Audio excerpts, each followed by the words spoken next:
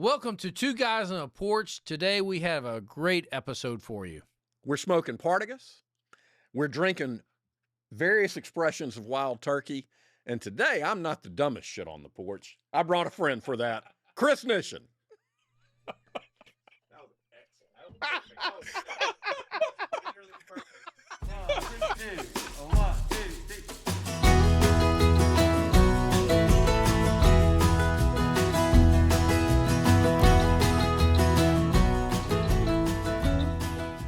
Welcome to Two Guys on a Porch. I'm Jason. This is Bradford. Here we are on the porch again. Of course, always with Kimber, my hunting dog, enjoying another beautiful day on the porch, drinking some bourbons and smoking some cigars. Thank you, Jason. Yeah, we're glad you could join us today. Today's really a special episode because it's the first one in which we will feature a guest. Yes.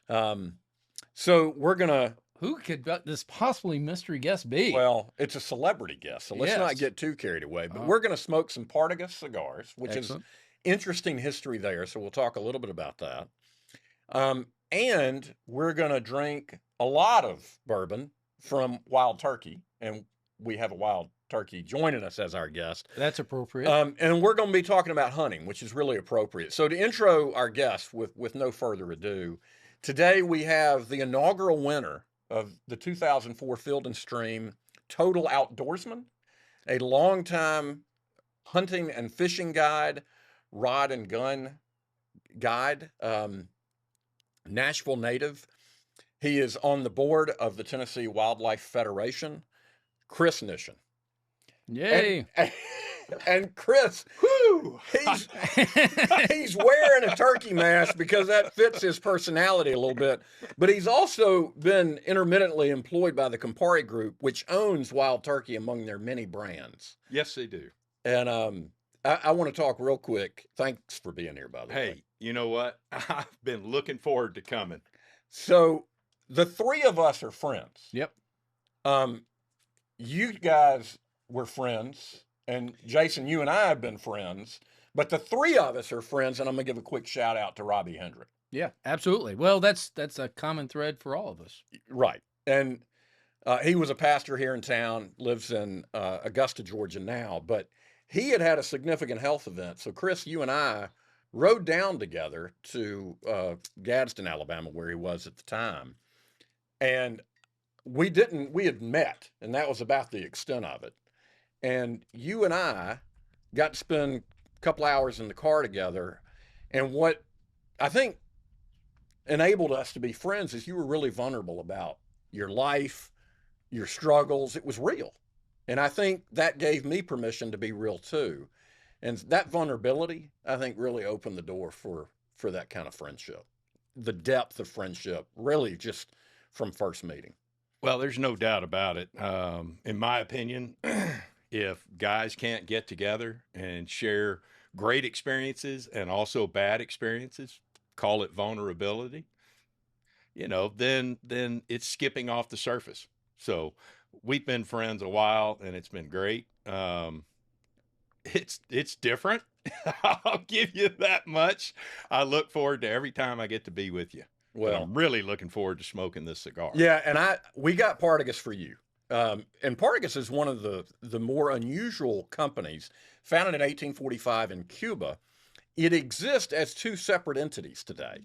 The Fuentes family, it's like Fuentes with a CI in front. He was asked to head up the government tobacco union, if you will, when Castro took over in the late 50s, and he declined and left the country. And so he restarted Partagas in the Dominican, if I'm correct. And it remained as a Cuban brand, as it still does. And when you and I talked about coming on this episode, you talked about the fact you may get to go to the Partagas factory in Cuba. That would be a heck of a field trip. I'm looking forward to it. We're going down there to go fishing, but we're going to do a cultural tour, a rum tasting, because that's their thing. That's what they have. And we're definitely going to a cigar factory, and I'm pushing hard for Partagas. God, that'd be so cool. It will be. And I'll think of you guys because I have not truthfully smoked cigars in about 25 years. Yeah, and it's just in the past few years that I can legally say bring us some back without fear of legal repercussion because you actually can. I don't know what the limit is, but you can bring them back. Legal schmeagle. I've never worried about that. Well, now we're being recorded Yeah, now. yeah, you said that. You're on camera. Like I tell people, license don't make them taste no better. So you can do what you want.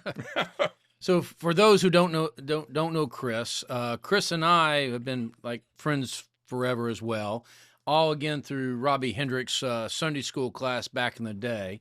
Chris is a great guy to know because he can take you hunting, fishing, and teach you all about things that you wouldn't know otherwise. I'm a guy who's hunted and fished all of my life, and every time I go out with Chris, I learn something new.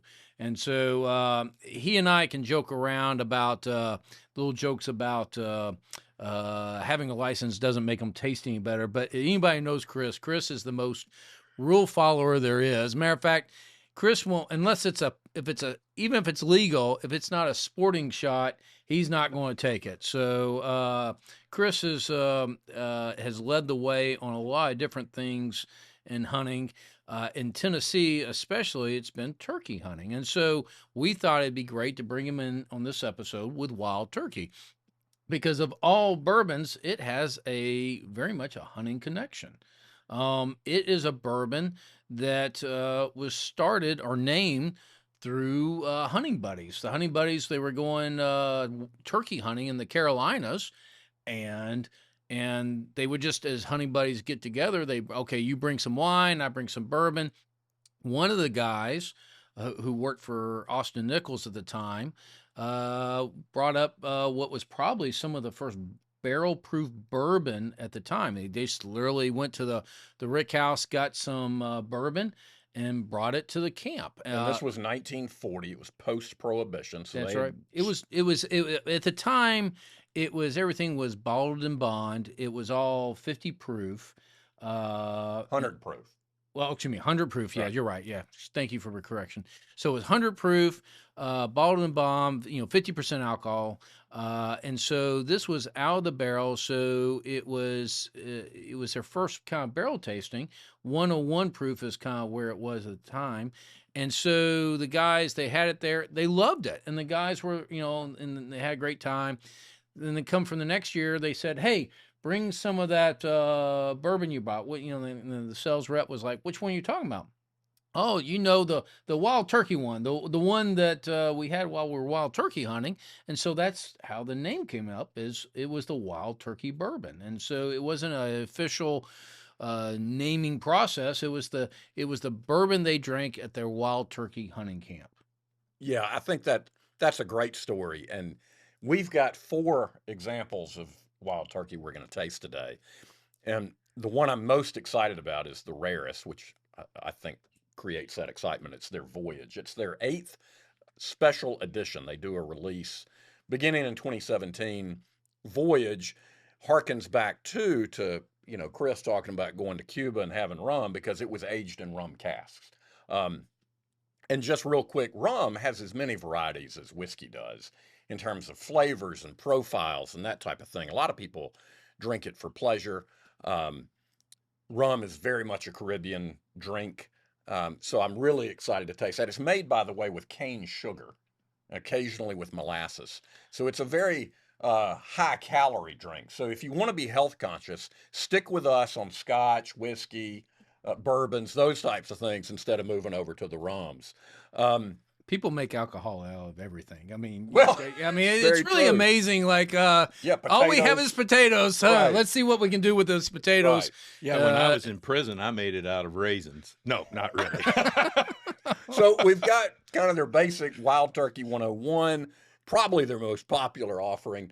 And then we've got the special release. It's the Jimmy Russell. Is it 70th birthday, Chris? No, it's 70 years that he's been a master distiller. He My is goodness. the oldest Yeah. continuing master distiller in the world. Yeah, Jimmy is legendary. I mean, Jimmy was into bourbons before bourbons were a thing. I mean, he he goes back, bourbon was not always popular, but there was Jimmy in the midst of it, and his taste profile on things is legendary.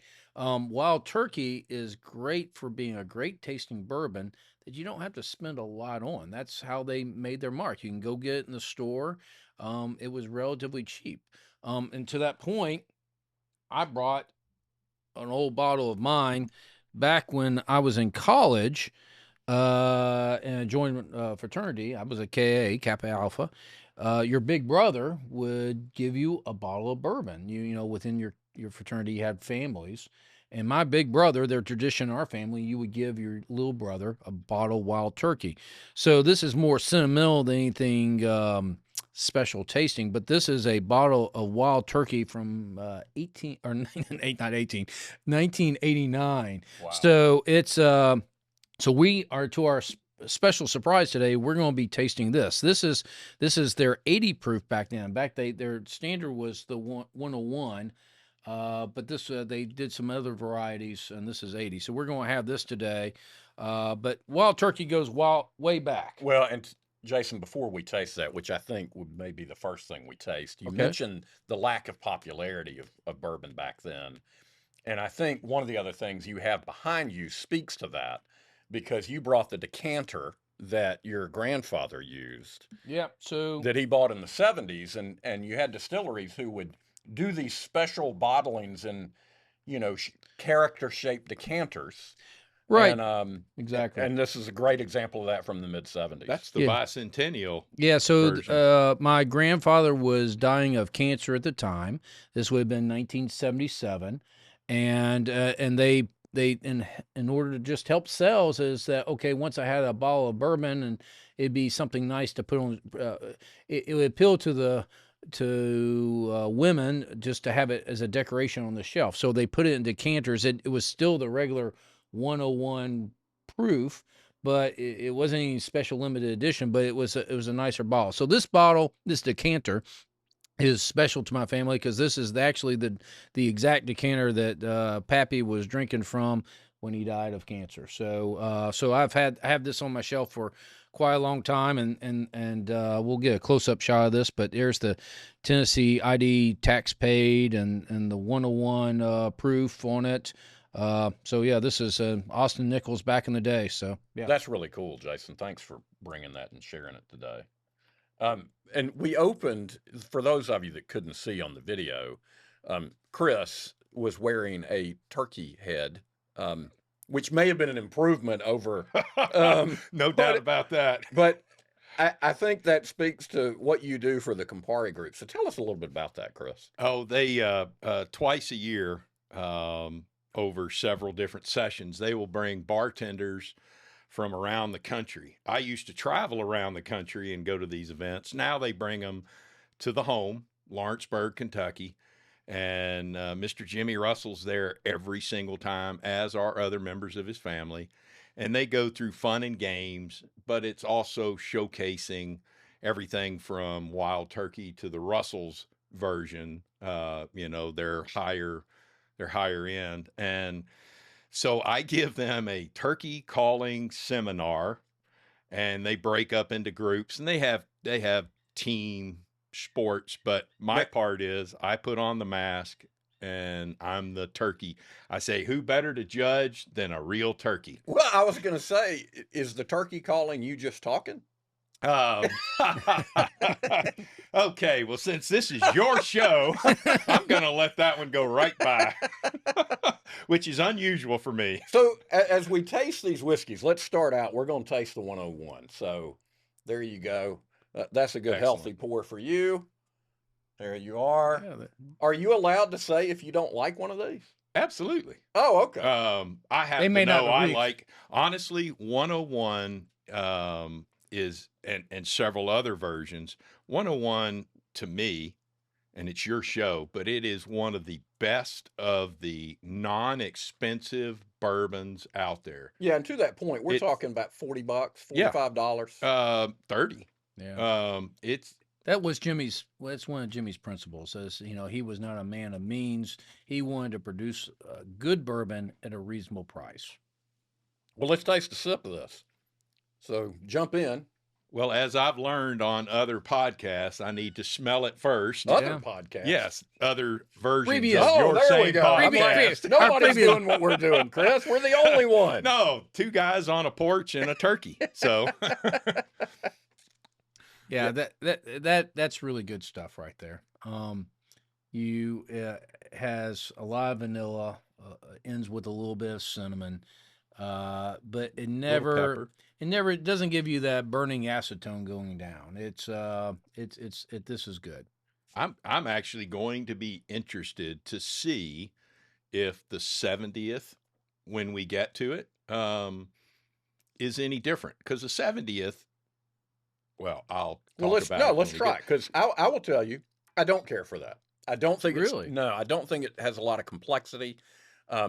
It has a lot of bite. We've tasted a lot of things that are 100 proof that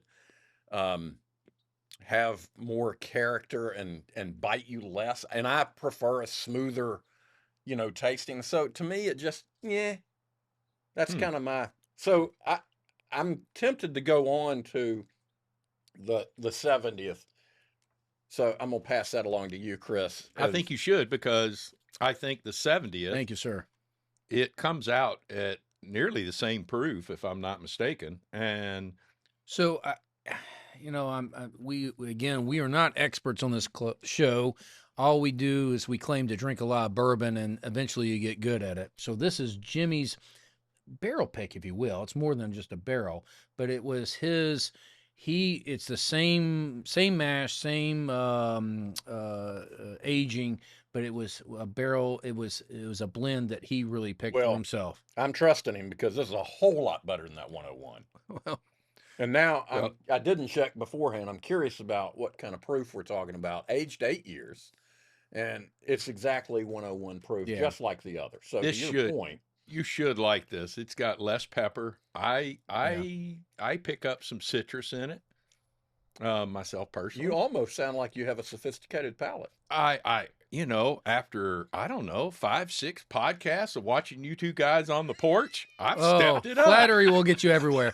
No, Chris's expertise comes from many a day in a duck camp, drinking different bourbons on the shelf. And Chris and I have put many different bourbons away through these hunts. So Well, yes, Let me jump into that real quick. So, because we do want to talk about hunting. I mean, that's Yep. that's your livelihood. It's also your passion. It is. It Um, is. And thinking about that was one of the teases for a future episode about, can you pursue your passion as a vocation, or do you have to chase a paycheck to pay for your passion? All of those types of things. I think you're a great example of that. But you didn't grow up with a dad that was taking you hunting. No, my dad was a professional golfer by trade from Los Angeles, California. He played on the PGA Tour. He was in the insurance business by the time I was born. Never took me hunting, took me fishing once on a boat. He was the ultimate athlete. So I grew up swimming, tennis, and golf. And a gentleman who's no longer with us named Raleigh Lane took me dove hunting, and I mean, it was downhill from there. I literally, Downhill. definitely downhill. Chris, you have the dream job. I mean, everybody would love to do what you do. You don't have a 9 to 5. You get up and you take people hunting. A lot of times, teach them how to hunt or fish, fly fish, and so you get the joy of teaching somebody that. But then you get to enjoy the outdoors every day. I think if God came down and said, "Thou shalt work in an office," you die. I think you have the dream scenario. Well, honestly, to your point, there's been several times, because a lot of my clients, they are of means, and I have strayed from my job into areas where I tried to make more money. I've always been a hunting and fishing guide, but I would do stuff. And honestly, God would tap me on the shoulder and say, "What are you doing?" And sometimes it took more than a tap. "I've got you where I want you. It's okay." Our friend Robbie Hendrick told me, "It's okay. Do the best that you can at what you do." And I said, why do I deserve to have such an awesome job? And I love it. If you, and it's not trite. If you love your job, your position, you never work a day. So, Well, it's interesting because I think most people do get into that because they grew up doing it. My dad did not take me hunting or fishing. For one, he was you smoke cigars and bourbon? I didn't do that either. He was a bit of a teetotaler, but not in a judgmental way. It just wasn't his thing. But he was a World War II vet, and he said I joined the Navy because they said you could see the world, and he said most of the world's covered with water, and he'd seen enough. And he didn't hunt, so I never, to this day, have been hunting. Now, I also can't shoot. Jason can attest to that. He's taken me. He's tried. I tried. Yeah. Yeah. So, that's the neat thing about friendship that, somebody just coming on might think Bradford and I are just two peas in a pod, but no, we're really not. So I grew up hunting. That's what my dad and I did. My dad was not athletic, and I am not athletic either.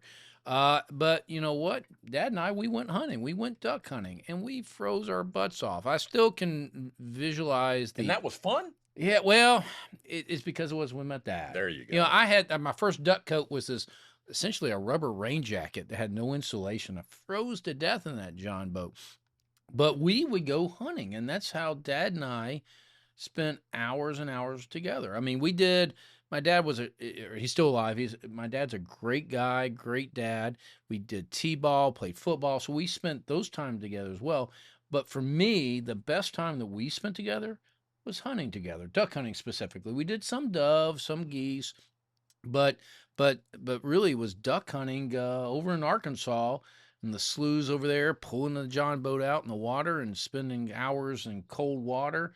Yeah, that's what I remember the most. Well, and I think, Chris, you probably see, whether it was intentional or not, your work enables you to curate an experience for an individual or a small group of people that they would not otherwise have, or you're helping to facilitate an experience for a father and a son, or father and daughters in your case. Honestly, I've got a father and son that want to start experiencing that together because an uncle of his left him a couple of guns.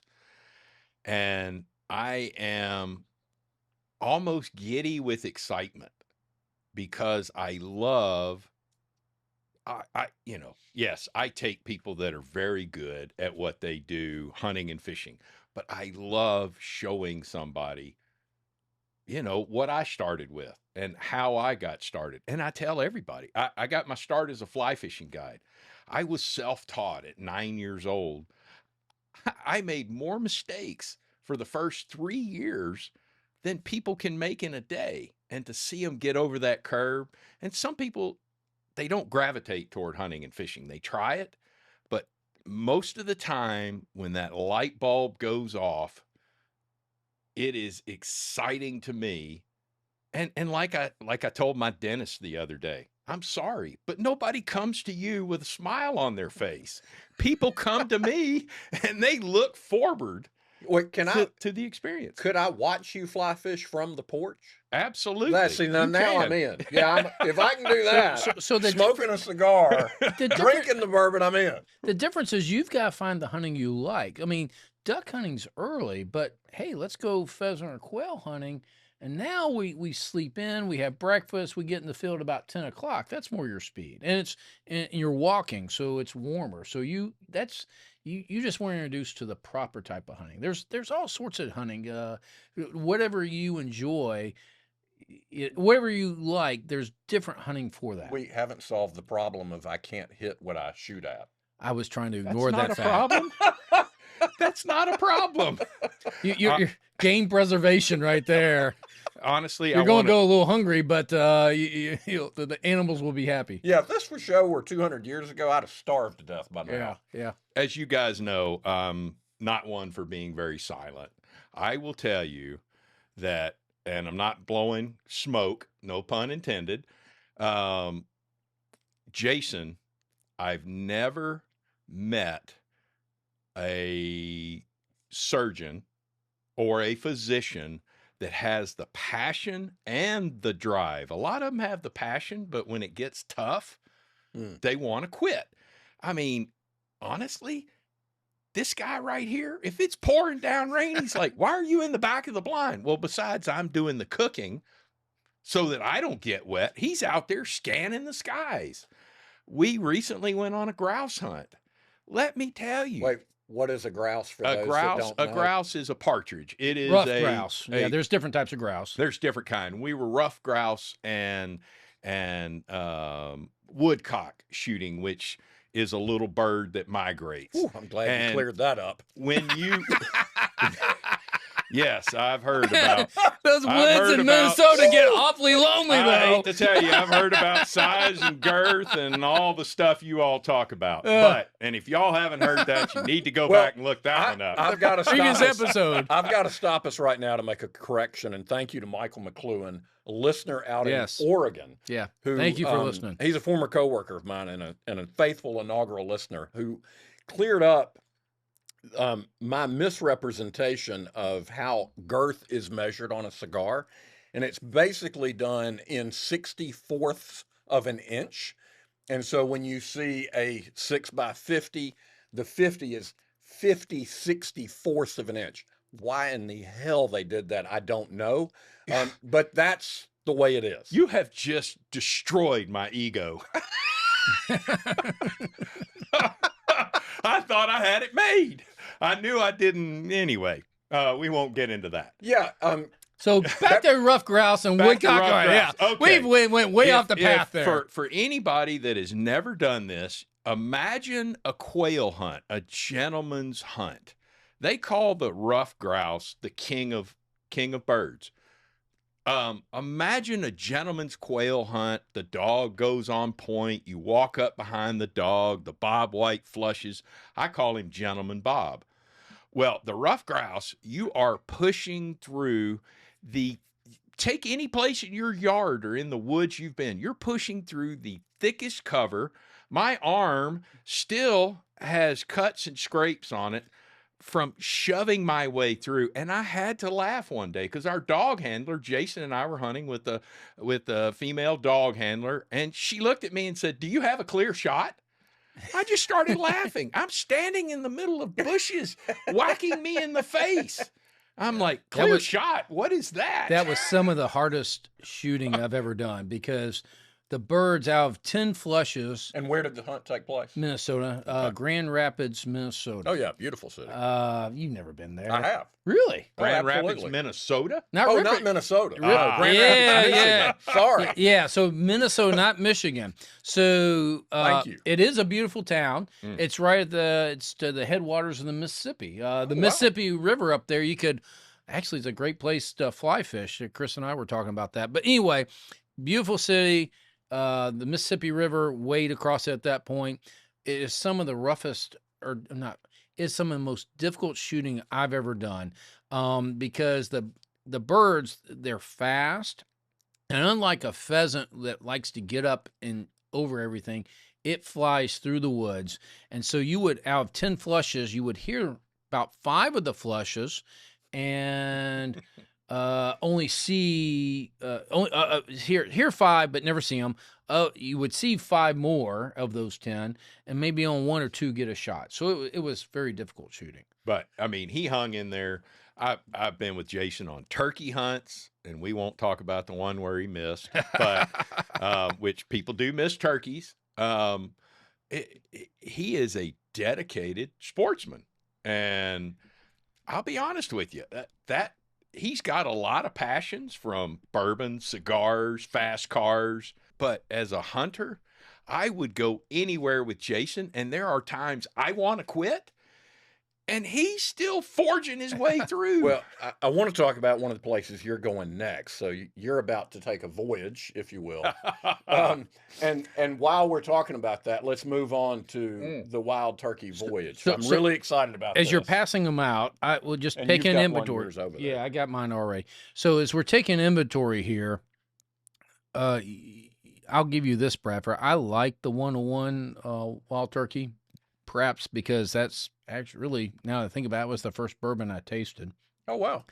back in college, that we just showed that bottle. The Jimmy Russell's 70th, that is a better pour. I Yeah. mean, if you that's what do they sell that one for?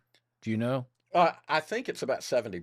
It's not terribly Manufacturer's expensive. suggested price is 50, but in order for me to buy this particular one, Yeah. the place I went, they said, sorry, we don't have that. And then I started stacking bottles up. Mm. The gentleman walked out and said, well, if you'll buy this last bottle of bourbon I have, because I need the shelf space, I'll take care of you. He comes walking out with the 70th. Yeah, so it's one of those things You know, where do you remember what you paid for it? It was, he charged me, I think, $10 over suggested. Yeah, it's not terribly expensive No. if you can find it. It's not like some of the ones that you all have had on previous Well, so podcasts. to that point, we can try this voyage. And while y'all are smelling and beginning to taste, this is a particularly hard to find. These are allocated, limited release. And they run about $350 a bottle. That's good. Which is what we paid for this one. Retail may be $100 less, but that's what you're going to pay. And so again, aged in rum cask, and I made the segue talking about voyage, but you're taking your wife to Scotland, if I recall, to fly fish. Actually, I'm taking her to England where fly fishing started. Oh, wow. And we are going to go fish a couple of estates over there. They're called chalk streams. They actually cut the banks. The trout are extremely spooky. And we're going to fish the Test, the River Test. And it may not be the absolute start, but I figured since I've taken her to Brazil and to Alaska, I would take her to something a little more genteel. And that would be England. It's all dry fly fishing where the fly floats on top. I'm not going to stick my pinky out, but I will be taking my bamboo rods over there. And for me, it's kind of like going to the Russell's distillery. I mean, not the Russell's distillery, but Mr. Russell, Jimmy, told me, he said, wander around, son. So I did. I went in the rick house and absolutely, I said, wow, there's a trap door. Maybe there's something special up there. And I climbed out on the roof and somebody went, no, get off the roof. Workman's comp injury. But legal schmeagle, as you said earlier. Legal schmeagle.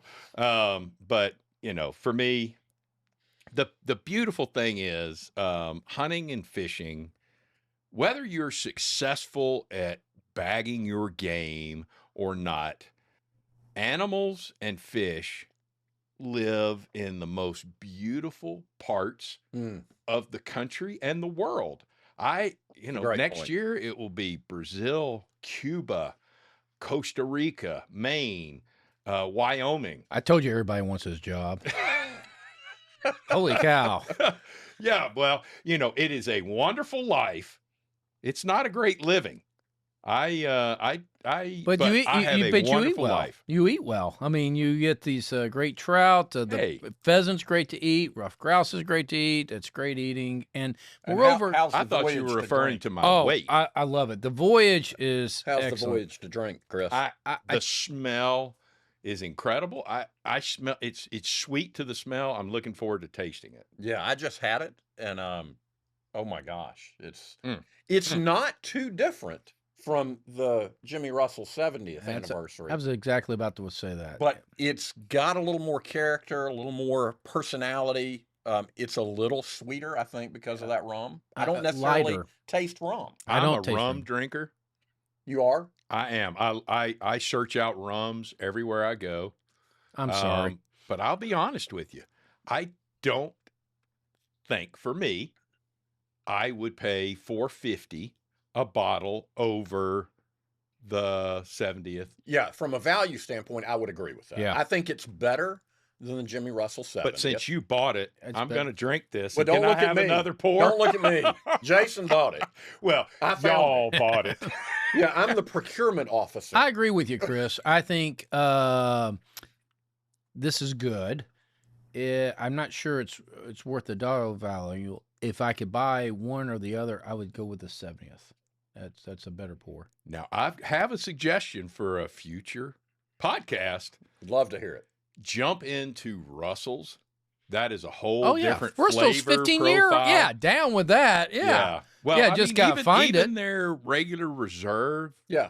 Now I know you all are suspect of single barrels, but most of the single barrels I've had, but the 15-year I'm having trouble getting, and it is phenomenal.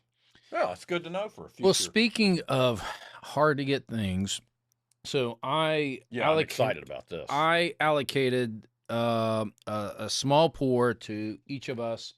This old Wild Turkey 80 proof. This is the one from 1989 that my big brother in my fraternity, Kappa Alpha, gave to me. So it's nothing special. Matter of fact, it was cheap back then, right? Because we were college students. It's still pretty cheap. Yeah, it's still pretty cheap. My expectations are not that high. And for those who can't or listening can't see it, it looks like apple cider. It's a little foggy, if you will. So I don't know how this is going to taste, but this is my bottle, but I've not tasted this in decades. Well, so the cork has broken into this right. bottle. We have filter it. So on the pour, we did use a filter to pour this. So if this is considered filtered, yeah, I'm wondering if this is how you all get rid of me permanently. It has no nose whatsoever. No, I didn't smell anything, and the tasting is pretty bland. It wow. Tastes watery like colored almost. water. Yeah. Yeah, watery. Yeah, sorry. Brown crayon dipped in water. It'll go back to sentimental value, but whiskey's supposed to last, right? That's why they took it out west. It is supposed to last. But yeah, this did not, did not. last. You're not starting a fire with that fire water, I can tell you. Right. And that's not to say it tastes bad. It's just very watery. Yeah, it's 80 proof, and so maybe that's it. So, but that voyage was by far the best. But to your point, Chris, I don't know that it's worth the money over the Jimmy Russell 70th anniversary. Yeah, I'm still a 101. It's not my everyday pour, but the 70th, I can assure you that I will be buying some more bottles of it if I can get it. Yeah, because somebody, I know this is a Wild Turkey episode, but every time I go to buy a Blanton's bottle, they said, no, some shiny-headed guys come in and already bought it. So I can't get Blanton's. Yeah, I think he's talking about you. Yeah, Jason. for those listening, he's referring to my perfectly shapen head that happens to be bald. God only made a few perfect heads. The rest of them he covered with hair. And so I know you guys are envious, but you've used that joke before. Well, It still I'm on doesn't my land. way to it doesn't. perfection. It doesn't land. Bradford okay. and I are on our way to perfection. We're just not done yet. I'm here to tell you, you guys out there, best thing you do is shave your head. It's so much easier. You have nothing to worry about. I would never take hair back again, ever. Being bald is perfect. It's great. It's easy. Can I tell you all something? Well, I'm going to. If I said no, would you stop? My wife loves what you guys are doing. Oh, well, she actually said, hey, have you watched this? I said, never watched one. Didn't even know you could. I listened to them. And she loves this podcast. Absolutely. Well, just like hunting includes women. All my daughters hunt with me. And have hunted with me. Yeah, exactly. And this podcast is for everybody, men, women. Everybody is welcome on the couch. On the porch. Yeah, you're right. I said the couch, didn't I? You did. It. Well, there's three of us, so we need to be on the couch. Everybody is welcome to the porch. Whether you've hunted before, whether you've not, whether you like bourbon, don't like bourbon, everybody's welcome to the porch. And so, Chris, I'll put this challenge out to you. Go find us a bottle of 15-year-old Russell, and you will get invited back onto the porch again. We would love to have you back on the porch. We didn't get into turkey calling. We need to get into turkey calling. That's an art in itself. I really stink at turkey calling, for duck calling as well. But when you have a buddy like you, Chris, I don't need to. I just need to shoot, and Kimber needs to go pick them up, pick up the birds. So thank you guys for coming and hanging with us on the porch.